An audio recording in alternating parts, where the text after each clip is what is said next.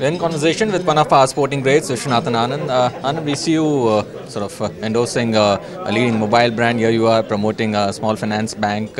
Certainly in the world of commerce and the advertising, there's a lot of belief, 3 decades into the sport. Yeah, it's nice and it's an enjoyable experience. You get to interact with. I mean, these days innovation happens everywhere, and it's fascinating for me to observe it in other areas, like what FinCare is doing in banking or so on. But sure, I enjoy it a lot. I mean, I read somewhere that you got a unique title of late of being a leading chef in the middle of a tournament. Does the wife ask you to cook more often now after that? Well, so let me explain what happened. They decided to have a cooking show for the participants in a tournament. And I can tell you all the chess players went in very narrowly because none of us cook often enough. But somehow the two of us who followed the instructions given the most carefully and meticulously are the ones who finished in the top two. So Caruana and myself. And I was shocked. I was hoping that I wouldn't embarrass myself. But I must say, I enjoyed it a lot. Given that someone was there standing all the time, making sure that we didn't go too far off the script or the recipe, that was helpful. So I'm not sure it's really going to liberate my wife because she'll still have to be nearby to tell me what to do. But I'm happy to help. Talking about your chess, Anand, the last time you got a chance to interview you was late last year when you won the World Rapid. You said at the time that it's also important for me to remember that everything else is not sorted because it had been a little bit of a struggle in lead up to that. How do you then analyze the follow-up, the year that has been so far for you? A bit all over the place. I had good results and bad results in almost every format. And I've also noticed that in general it's very hard to be consistent the whole year round. Everyone has at least one result they're not happy with. But even knowing that it's difficult, you have to keep working to minimize it. I would say that it's the nature of chess now, how much depth we have, that inconsistency is almost part of the deal. But I'll try my best to minimize it. Your thoughts on the Olympiad?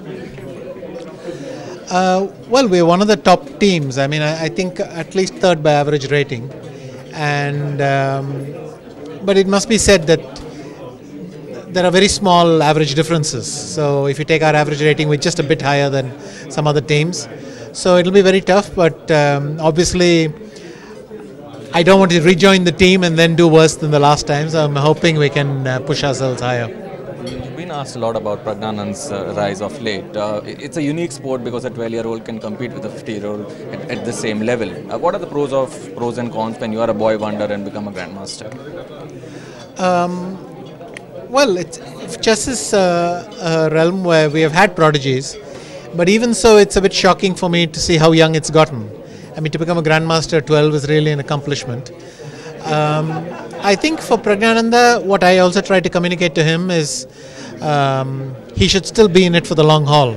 Just because he became a grandmaster at 12 doesn't mean the next milestone will come next year. So I advised him to keep things as normal and as familiar as possible, and it's still a long journey, but I think he has all the elements to make it all the way. For someone like him, for a 12-year-old, when you're traveling around the circuit, perhaps embracing culture and food and all of that is also something that helps. That would be a challenge for a young boy. Yes, definitely. I think food, culture, weather, everything. So, but what got me through most of my travels was the friendships I made elsewhere. In fact, most of my closest friends are chess players for obvious reasons, because them I see most often. And I think that's how he'll have to cope with it as well. Last couple of things. You followed Federer over the years. When you look at him at 36 losing in the quarters of Wimbledon and saying he wants to go have another crack, Serena to come back from her pregnancy and then winning this and getting into the finals. When you see stories like this, it also inspires you. I mean, to keep going, because this age question is often asked of you. Yes, I mean, also it's nice when you see somebody else do it, then you feel more relaxed about trying yourself, and you try to see I mean, I'm convinced that the reason you stop playing well isn't age in general, but it's because you stop adapting. So when someone is doing well, you try to learn from that. Having said that, I think it's the two titles last year that impressed me more than the fact that he didn't win one this year. I think sometimes when people do remarkable things, you forget that the unremarkable thing is more normal. So I think it's more normal that he didn't win this year than he would have won again. But yes, you look for examples in other sports, and it tries to at least point you in the right direction. What's been the biggest takeaway of watching him over the years?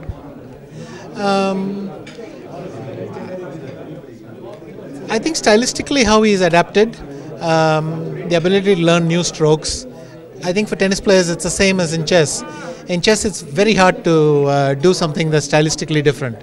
I mean, if you're a technical player, it's very hard to be a calculating tactical player, and vice versa. So being able to change your style is something I find impressive.